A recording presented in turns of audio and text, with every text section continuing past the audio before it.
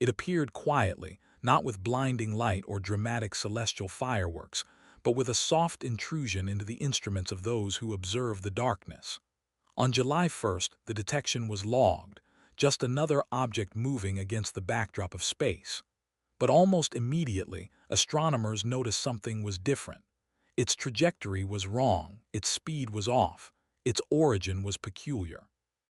It was not following the typical elegant arc of a solar system comet, nor did it drift lazily through space like dust left from ancient collisions. It came from beyond, moving with the confidence of something that had seen other suns. They named it 3I Atlas, the third confirmed interstellar object to ever visit our solar system. As days passed, curiosity began to evolve into fascination. People had seen comets before, icy wanderers illuminated by sunlight, dragging painted tails across the sky. But this one behaved differently. Instead of arriving with predictable patterns, it seemed restless, unstable, carrying energy that did not fully obey our expectations. Its coma appeared unusually early, its brightness changed irregularly, and telescopic observations showed hints of jets that did not align with known comet behavior. This was not just another frozen traveler from the Oort cloud. This was something that had wandered between stars. That was when the public began paying attention. News articles, YouTube channels, late-night discussions, all circling around one question: what exactly is 3I Atlas? Among those who stepped forward to examine it more closely was geophysicist Stephen Burns, who would become one of the most persistent and thoughtful voices discussing this object. He was neither sensational nor dismissive. He approached it with cautious excitement, questioning what it might represent without forcing it into existing categories. He saw what many others overlooked, that this object seemed unwilling to behave like a comet. But the true wave of anticipation came from the growing promise that NASA was preparing to release the first clear images. Billions of dollars worth of equipment, some of the most sophisticated cameras and sensors engineered by humanity, were redirected to capture this mysterious visitor. Mars orbiters, Hubble, the James Webb Space Telescope, even deep space probes, each aimed at the unknown traveler. People imagined crisp, detailed photos, something extraordinary, something that showed shape, texture, or structure, something that would tell us what it truly was. The excitement was not just scientific, it was emotional. We wanted to see it, to witness it, to prove to ourselves that even in a familiar sky there are still strangers. When an object arrives from another star system, it brings with it not just dust and gas, but questions. Questions about what lies beyond, about what time and distance do to matter, about whether our definitions, asteroid, comet, rock, relic, are enough. Hope, however, has a fragile nature. The more it grows, the easier it is to break. And so, as telescopes aligned and engineers finalized data processing, people waited for the moment when mystery would become revelation. The moment when the blurry becomes clear. The moment when the unknown begins to speak. But sometimes, what speaks first is disappointment. It began with a promise. NASA announced that the long-awaited imagery of 3I Atlas, captured by their most advanced space-based instruments, would finally be released through a special live stream event. Billions of dollars worth of space telescopes, deep space probes, and planetary orbiters had been directed toward this unusual interstellar visitor. The excitement was palpable. Viewers expected crisp images, detailed structure, maybe even hints of shape. Instead, what arrived looked more like a blurry memory of light than a scientific revelation. During the livestream, NASA presented three primary sources of imagery: the James Webb Space Telescope, the Hubble Space Telescope, and the Mars Reconnaissance Orbiter's HiRISE camera. The James Webb image from August 6 appeared first. It was promoted as the world's most powerful optical system, capable of revealing breathtaking clarity across deep space. Yet its image of 3I Atlas showed little more than a vague cluster of dim pixels. No visible shape, no nucleus, just a faint blurry glow. The explanation: Webb was optimized for deep sky imaging, not fast-moving, Comet interstellar objects. Next came Hubble's imagery from July 21. This was soon after the object was discovered, while it was still farther from the Sun. The picture looked slightly clearer than Webb's, showing a diffuse rounded blur with a brighter center, but still, it lacked definition. It did not reveal structural detail, fragmentation, or shape. NASA scientific leads explained that the object's coma, composed of expanding gas, dust, and ionized particles, was obscuring the nucleus entirely. Then came what NASA called the most valuable image, the high-rise photo taken by the Mars Reconnaissance Orbiter on October 2. This was the image everyone anticipated, using a camera capable of fine planetary surface detail. It was supposed to be the highest resolution capture ever taken of 3I Atlas, but when the image was shown, the public reaction was immediate disappointment. It looked like a glowing fuzzy dot, surrounded by graininess. No visible features. It resembled, as some viewers noted, a street lamp on a foggy day in England.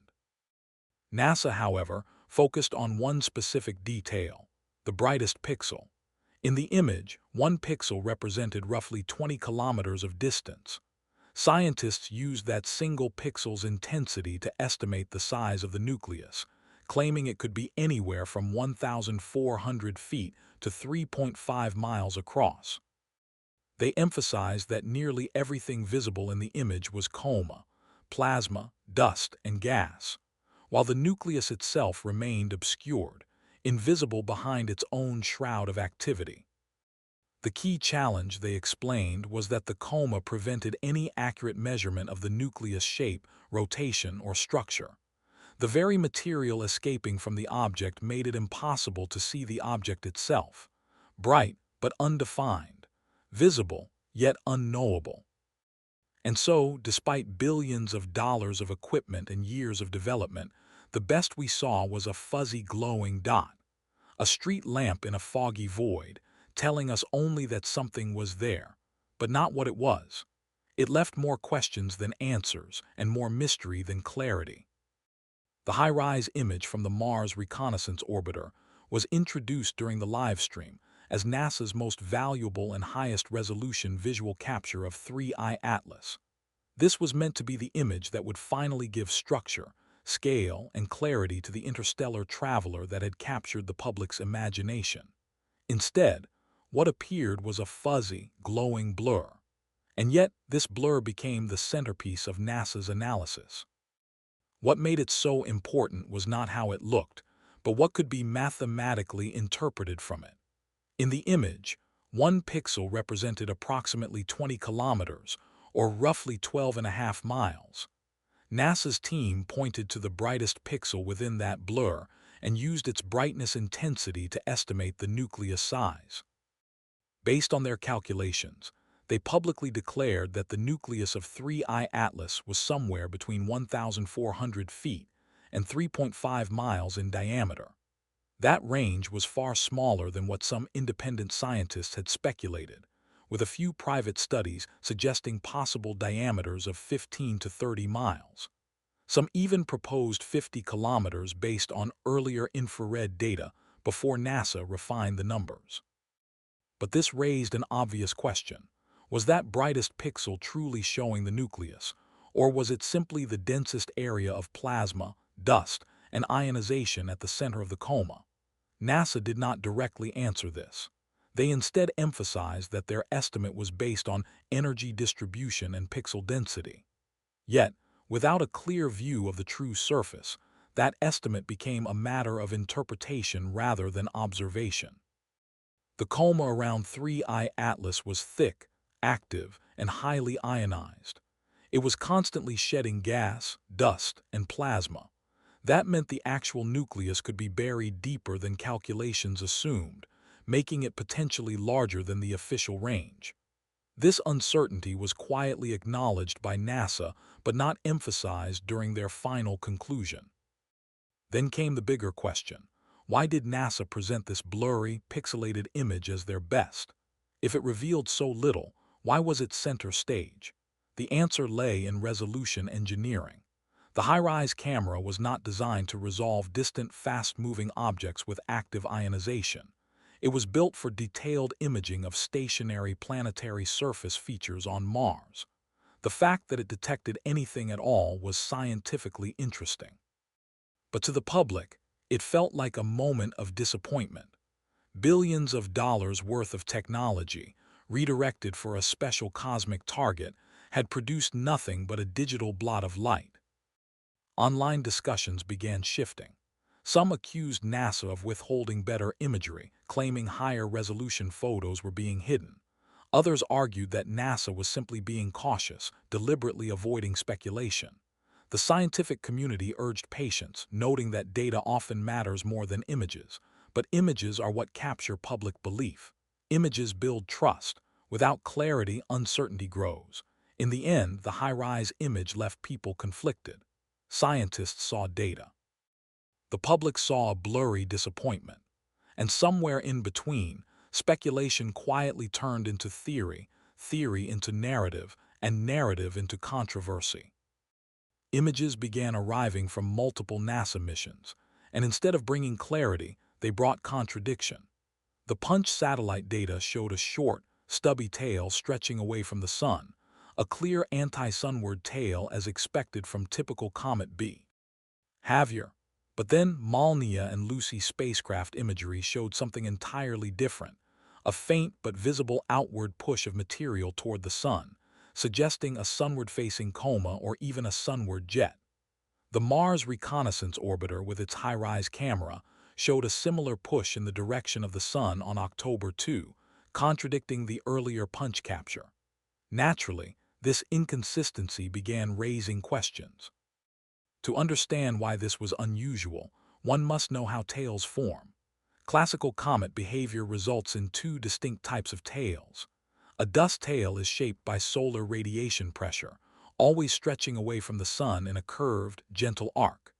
Meanwhile, an ion tail, made of electrically charged particles, is pushed directly away from the sun by the solar wind and magnetic fields, usually straighter and narrower. But what NASA's imagery suggested was that 3I Atlas might be producing both, not just simultaneously, but in contradictory directions. That raised the possibility of a third phenomenon, a plasma tail. Plasma tails form under intense ionization, where dust, gas, and ionized particles interact with the solar wind, forming dynamic structures influenced by magnetic fields instead of simple radiation pressure. This could explain the presence of sunward-facing material, as plasma interactions do not always obey classical rules. The imagery from Punch raised even more curiosity. In a short animation sequence, Mars briefly passed through view, showing up as a dim, pixelated mass in the background. In contrast, 3I Atlas appeared sharper and brighter, despite being smaller, farther, and less reflective than an entire planet. This made little sense under conventional optics. Why would an interstellar object, possibly smaller than a few miles across, appear visibly brighter and cleaner than Mars, a fully illuminated planetary body with a known surface and atmosphere? NASA explained this anomaly by saying that Punch had been stacking multiple exposures of 3I Atlas to enhance its visibility, while Mars remained unprocessed in single-frame exposure. They also cited differences in tracking and focal intent. But despite the explanation, the visual inconsistency fueled doubt. Lucy spacecraft images added more complexity. They showed a pronounced forward-facing coma, not a tail stretching backward, but a brightening of material in the direction of motion. That kind of formation is rare and only seen in cases of high plasma activity or rapid rotational instability. If true, it suggested that 3I Atlas might not simply be expelling dust passively, but actively interacting with solar wind and magnetic fields in dynamic ways. Its behavior was not just confusing, it was inconsistent across instruments. Each spacecraft saw something different. Some saw a tail pointing away from the sun. Some saw material pushed toward the sun. Some saw multiple jets in odd angular directions. The question became not just why these differences existed, but whether they meant that 3I Atlas was not behaving like a traditional comet at all. It was almost ironic. NASA had spent billions of dollars pointing some of the most advanced instruments in human history toward 3I Atlas, only to present blurry, pixelated images. Meanwhile, a few dedicated amateur astronomers, using backyard telescopes worth somewhere between $5,000 and $30,000, began capturing images that were startlingly clearer, sharper, and more revealing. These were not billion-dollar satellites orbiting Mars or deep space observatories with gold mirrors. They were ground-based telescopes mounted on tripods, sitting in rural fields, suburban backyards, or hillside observatories. Yet the images they produced changed the conversation. On November 8, the first high-quality amateur image began circulating, showing not just a circular blur, but faint streaks and jets clearly emanating from the object. These were directional, showing gas being expelled in multiple directions. It contradicted earlier assumptions that the coma was uniformly round and passive. The November 9 image was sharper, showing a distinct anti-sunward tail forming, with faint tracing of a sunward jet just barely visible. By November 10, the structure began to look even more complex. Multiple jets were emerging from at least 3 separate emission points, possibly indicating surface irregularity, internal pressure vents, or rotation-based plasma streaming. Then came November 16. This image went viral. It showed a clear, structured coma with distinct jet lines and a visible fanning tail. Some experts suggested it showed 5 identifiable jets, possibly produced by rotational tumbling of the object. The clarity was remarkable compared to NASA's images, which had been described as looking like street lamps in fog. By November 19, another amateur image showed both gas-based jets and a plasma trail glowing faintly, marking the possible presence of ionization, something NASA had hardly emphasized. The question arose: how were amateurs producing better imagery than professional space-based systems? The answer was partly technical and partly geometric. NASA's space-based observatories were optimized for deep sky imaging, not fast-moving, plasma-active objects in the inner solar system. Their instruments had long exposure methods, background light sensitivity, and limited tracking capability for rapidly evolving targets. Amateur astronomers, however, could adapt. They used stacking techniques, rapid shutter captures, and custom filters precisely tuned for comet jets and plasma reflection.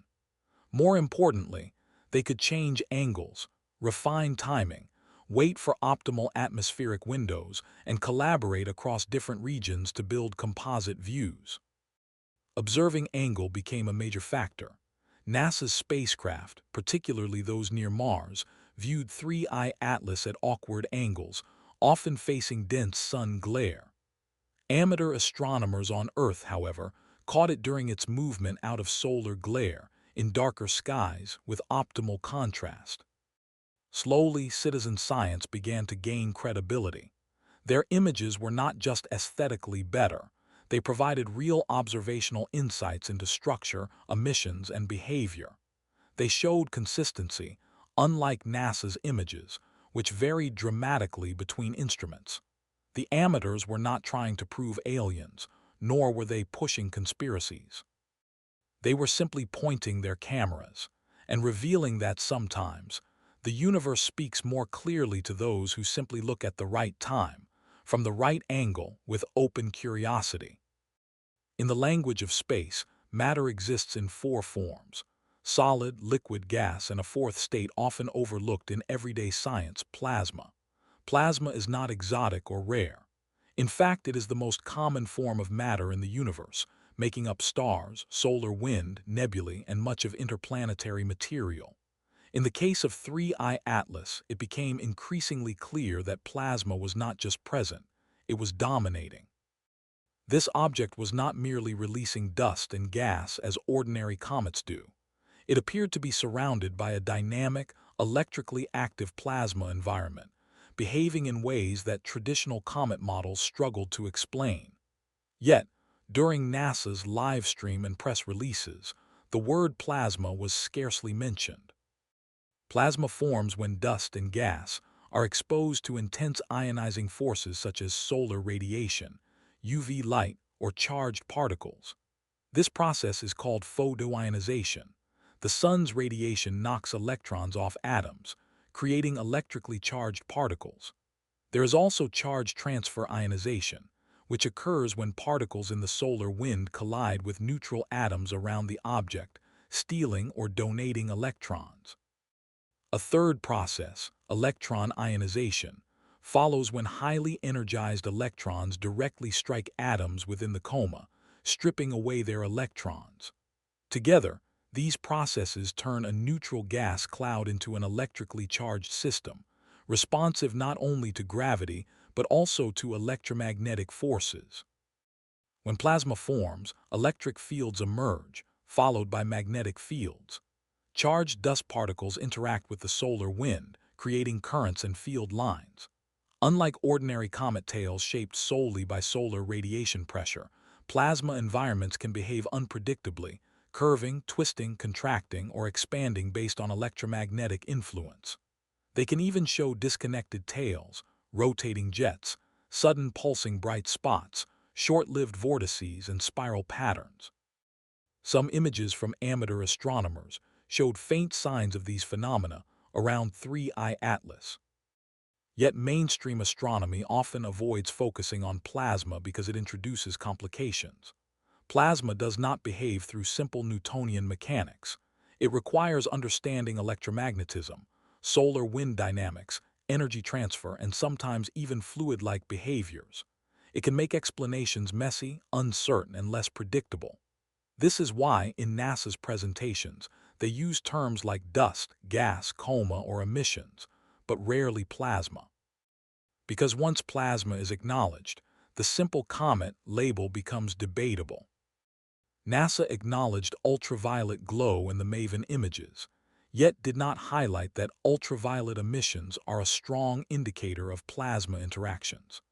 They did not emphasize how the object's changing tail direction could be a result of fluctuating electromagnetic fields rather than simple gas pressure.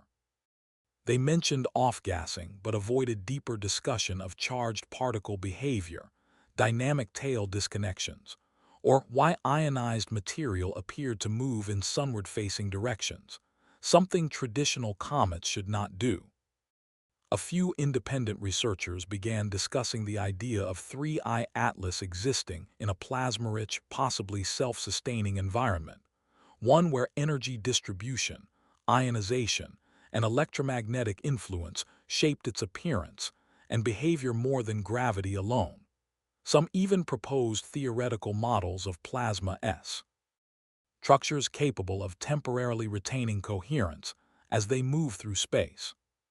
Whether those theories prove true or not, one thing is clear: plasma is not an optional explanation.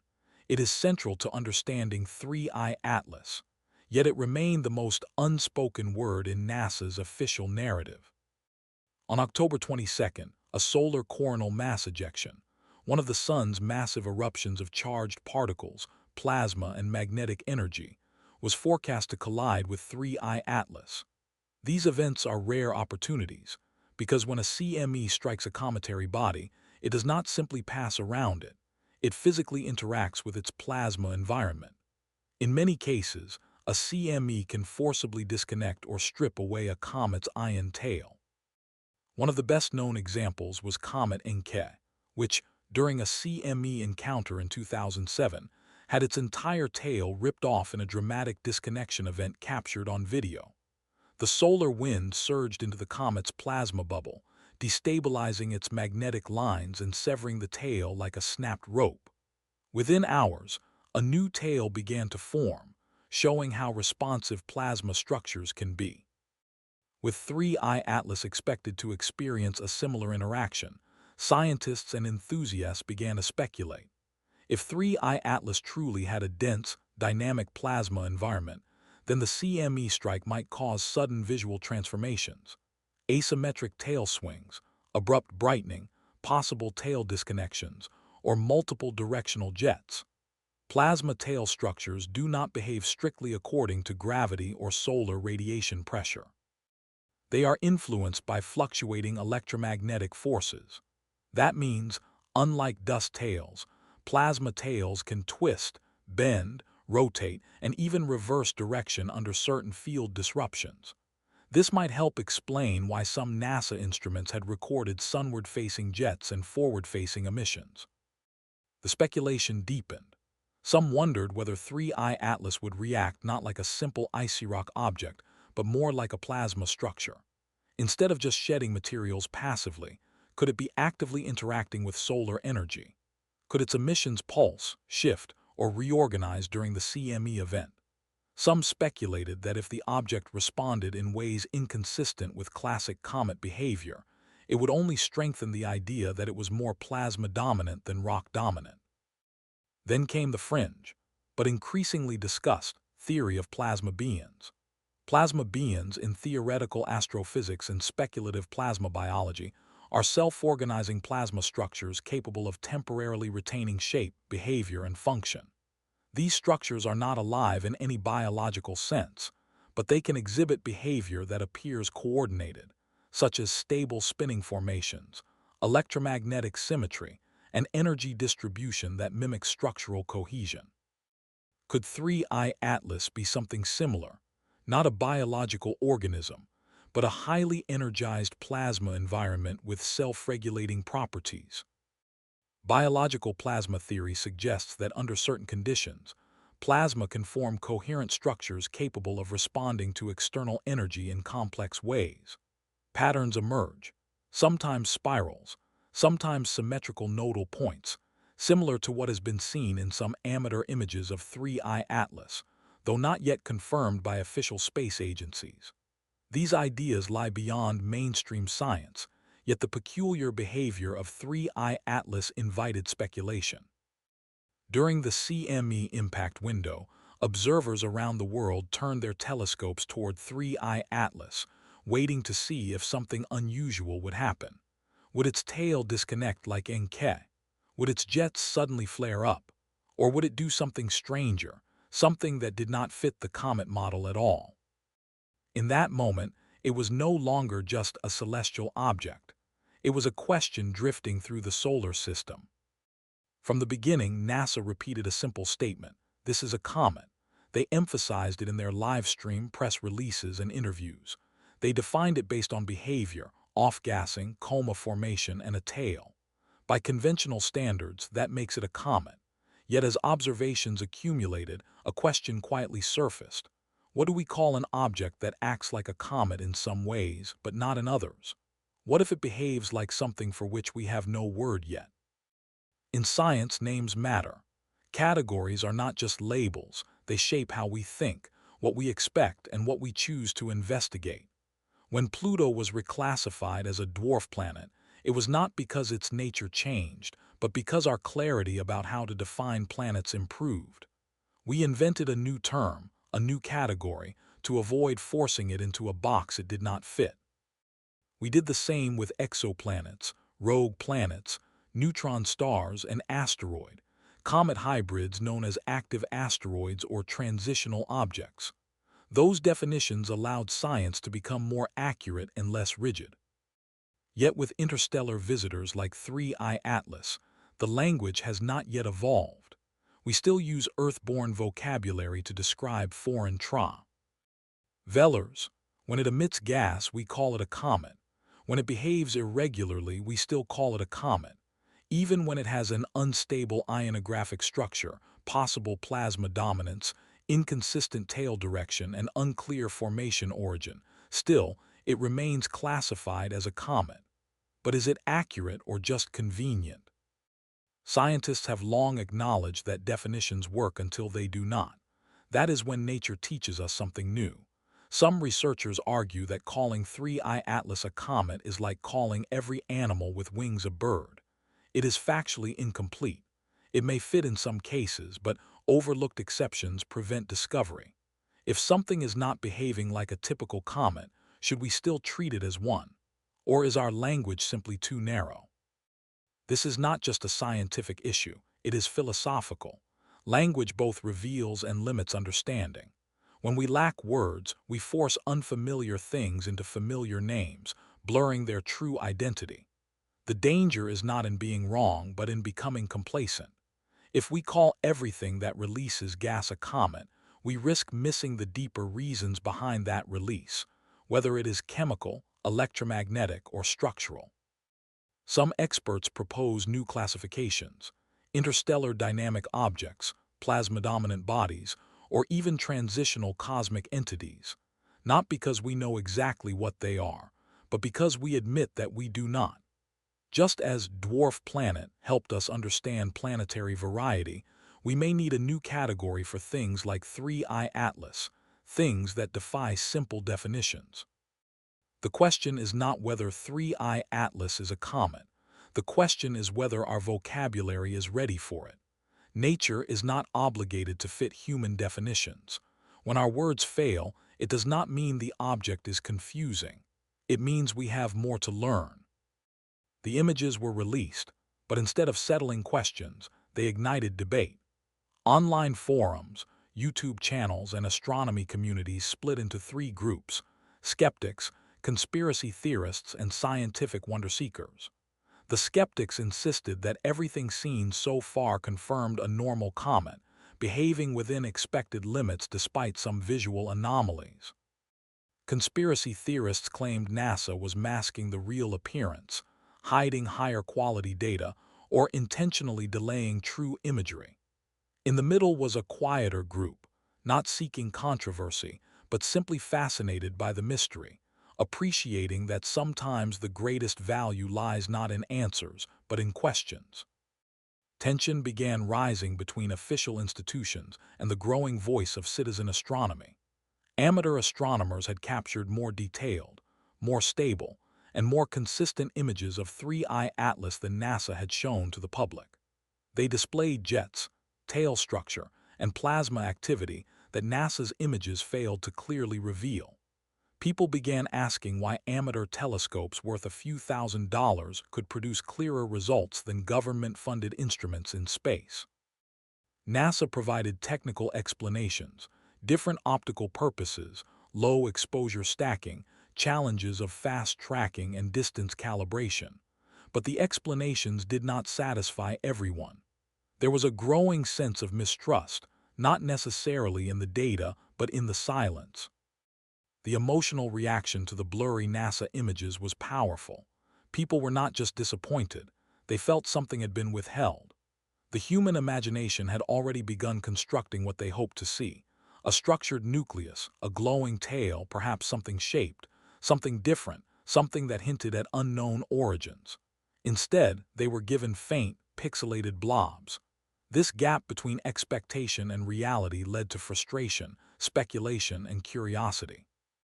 Why, after months of observation, were the world's best instruments unable to give a clear view? In science communication, silence often speaks louder than words.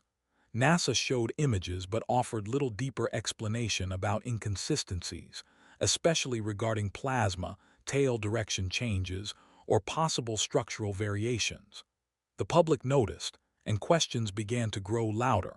Why did NASA repeatedly emphasize Comet without discussing what made this one unusual? Why were certain parts of the live stream devoted to shutting down alien theories instead of presenting observational analysis? Why were some datasets available while others were simply absent without mention? Narratives began forming outside official channels. Independent researchers produced videos comparing amateur and NASA imagery. Some argued that NASA simply lacked the appropriate instrumentation for observing highly dynamic ionized environments. Others suggested data was being filtered, polished, or delayed to control public interpretation. Still others insisted that nothing was being hidden. It was simply a case of unrealistic expectations. But whether one believed it was a comet, a plasma structure, or just an ordinary object behaving in extraordinary ways, one thing became clear. Our people were thinking, observing, questioning. The debate was not just about what 3-Eye Atlas was, it was about what institutions choose to show, what they choose to explain, and what they leave unsaid. Mystery thrives not in darkness, but in silence. The absence of clarity became its own form of discovery. The images were released, but instead of settling questions, they ignited debate. Online forums, YouTube channels, and astronomy communities split into three groups: skeptics, conspiracy theorists, and scientific wonder-seekers. The skeptics insisted that everything seen so far confirmed a normal comet, behaving within expected limits despite some visual anomalies. Conspiracy theorists claimed NASA was masking the real appearance, hiding higher quality data, or intentionally delaying true imagery. In the middle was a quieter group, not seeking controversy, but simply fascinated by the mystery, appreciating that sometimes the greatest value lies not in answers, but in questions. Tension began rising between official institutions and the growing voice of citizen astronomy. Amateur astronomers had captured more detailed, more stable, and more consistent images of 3-Eye Atlas than NASA had shown to the public. They displayed jets, tail structure, and plasma activity that NASA's images failed to clearly reveal. People began asking why amateur telescopes worth a few $1,000s could produce clearer results than government-funded instruments in space.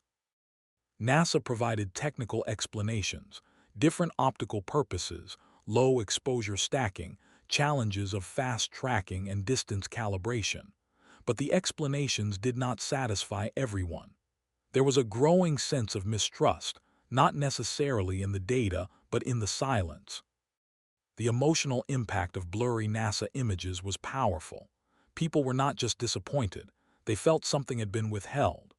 The human imagination had already begun constructing what they hoped to see: a structured nucleus, a glowing tail, perhaps something shaped, something different, something that hinted at unknown origins. Instead, they were given faint, pixelated blobs. This gap between expectation and reality led to frustration, speculation, and curiosity. Why, after months of observation, were the world's best instruments unable to give a clear view? In science communication, silence often speaks louder than words. NASA showed images but offered little deeper explanation about inconsistencies, especially regarding plasma, tail direction changes, or possible structural variations. The public noticed, and questions began to grow louder. Why did NASA repeatedly emphasize Comet without discussing what made this one unusual?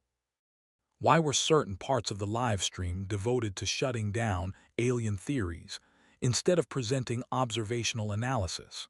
Why were some datasets available while others were simply absent without mention? Narratives began forming outside official channels. Independent researchers produced videos comparing amateur and NASA imagery. Some argued that NASA simply lacked the appropriate instrumentation for observing highly dynamic ionized environments. Others suggested data was being filtered, polished, or delayed to control public interpretation. Still others insisted that nothing was being hidden. It was simply a case of unrealistic expectations. But whether one believed it was a comet, a plasma structure, or just an ordinary object behaving in extraordinary ways, one thing became clear: people were thinking, observing, questioning. The debate was not just about what 3-Eye Atlas was, it was about what institutions choose to show, what they choose to explain, and what they leave unsaid.